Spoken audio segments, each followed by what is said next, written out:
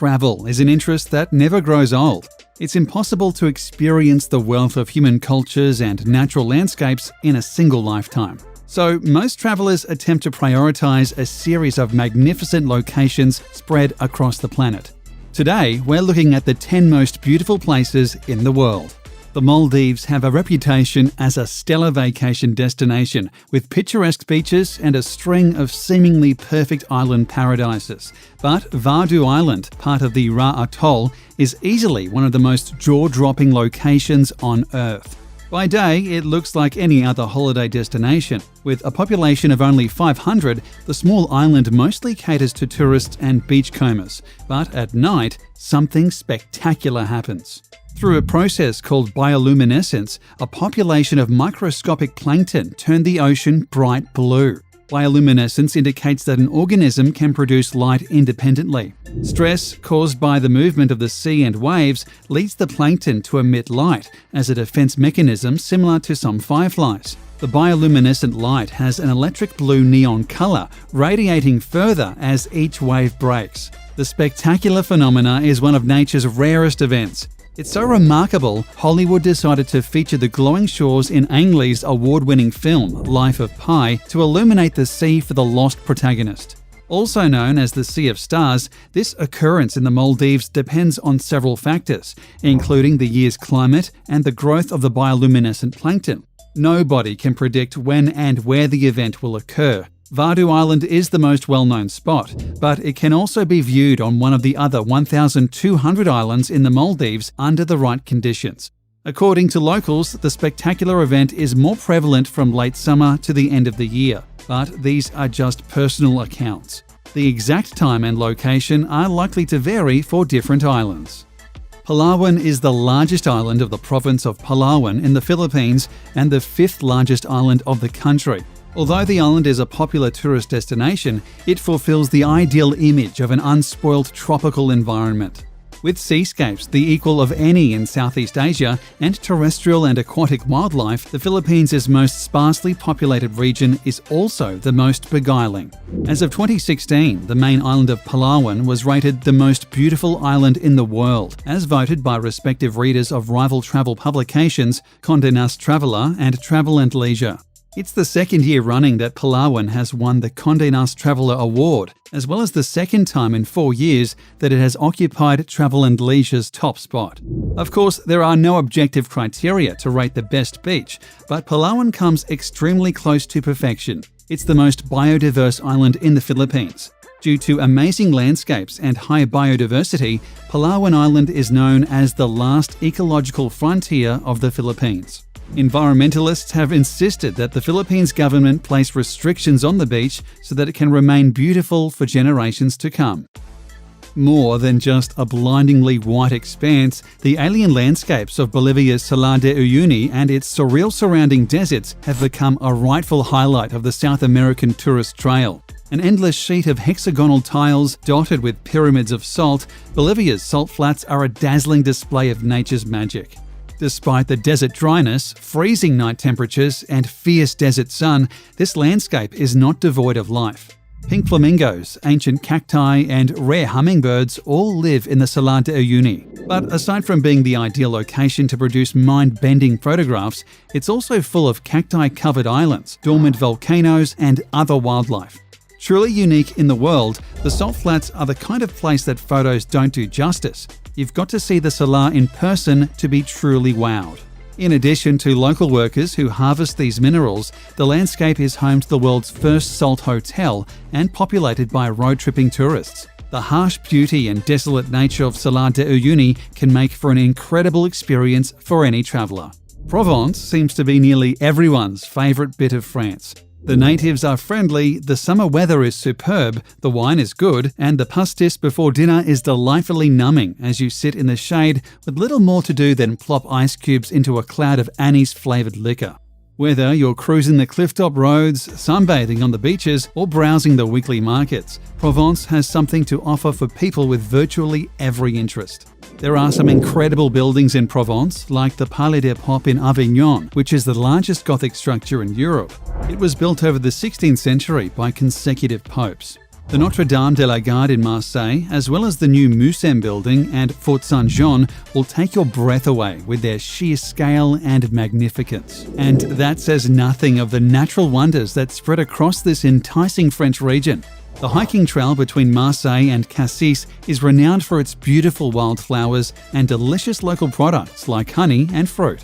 One of the planet's most awe-inspiring sights, the Iguazu Falls, are simply astounding. A visit is a jaw-dropping, visceral experience, and the power and noise of the cascades, which are a chain of hundreds of waterfalls nearly 3 kilometers in extension, live forever in the memory. An added benefit is the setting. The falls lie split between Brazil and Argentina in a large expanse of national park, much of it rainforest teeming with unique flora and fauna. Argentina's Iguazu National Park is visited by more than 1 million people every year, most staying for just a day before moving on. But it's worth a longer stay and is also a great destination for jungle beginners. If having to camp among the crawlies puts you off, you can stay in one of a handful of accessible lodges, some of them quite luxurious.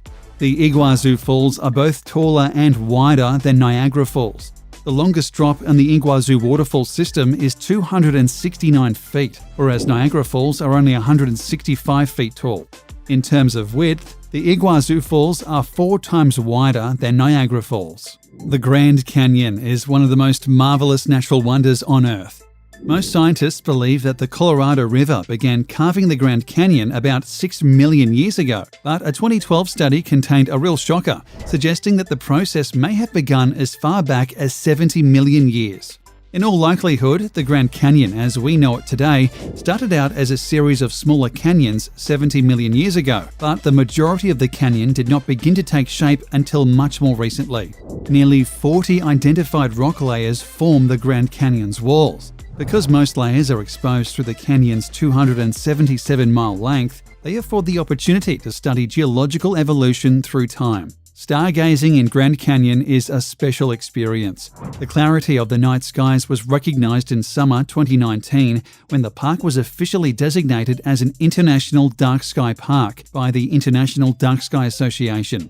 In preparing for the recognition, the Park Service converted thousands of lights across the park to dark sky compliant options. This is a natural beauty that truly must be seen to be believed. The Plitvice Lakes National Park, Croatia's most popular tourist attraction, was granted UNESCO World Heritage status in 1979. Located roughly halfway between capital city Zagreb and Zadar on the coast, the lakes are a definite must-see in Croatia. Simply said, it's gorgeous in this one-of-a-kind park. Lakes, waterfalls, and cool boardwalk trails all work magically together to create a very unique destination. Around every bend is another beautiful view. Be prepared to exclaim and take lots of photos. The waters flowing over the limestone and chalk have, over thousands of years, deposited travertine barriers, creating natural dams, which in turn have created a series of beautiful lakes, caves, and waterfalls. These geological processes continue today. The forests in the park are home to bears, wolves, and many rare bird species. Comprised of 16 lakes and over 90 waterfalls, the Plitvice Lake site is huge and there are loads of trails to explore. There are 22 kilometres of hikes around the lake system alone, with another 36 kilometres of hikes throughout the national park leading off the lakes.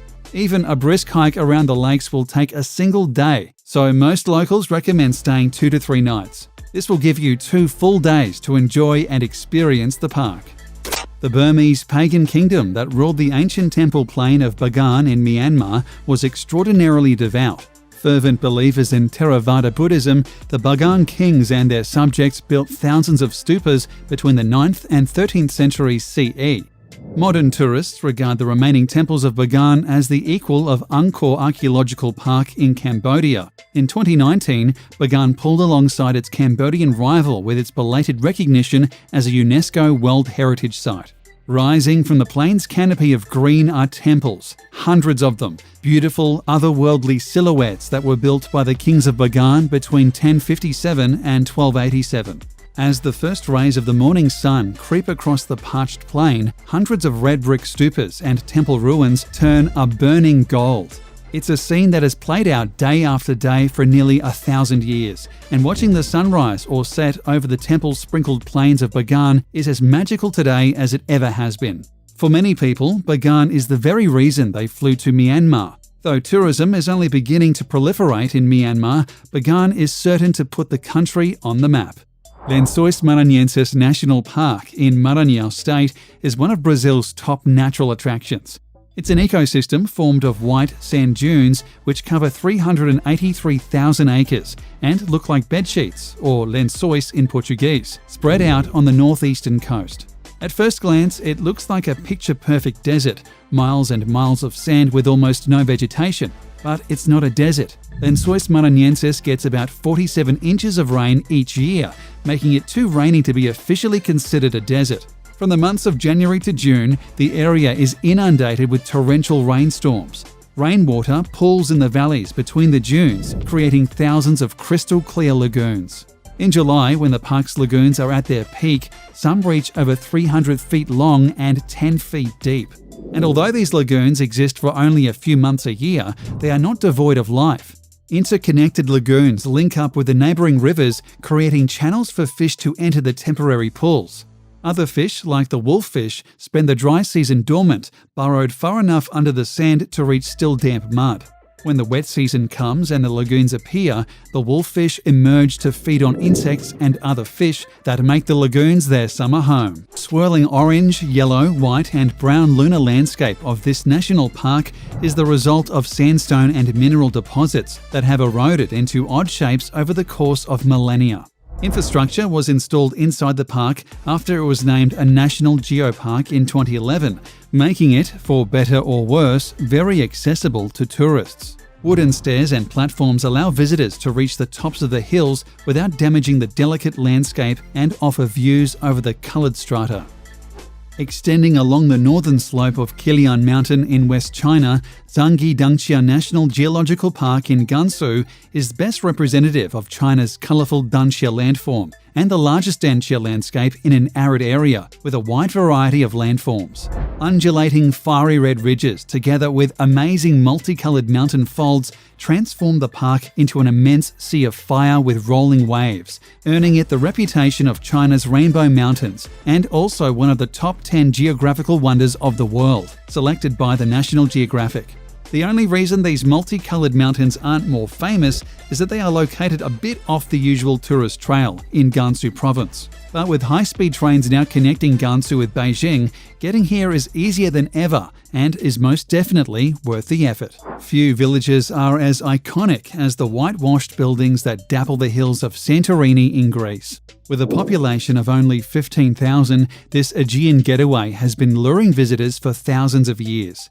Human settlement started around the year 3000 BC and has continued ever since. Visitors will enjoy the cobbled streets and white frescoes leading to untamed beaches with beautiful azure waters. Most amazingly, Santorini is sitting atop an active volcano.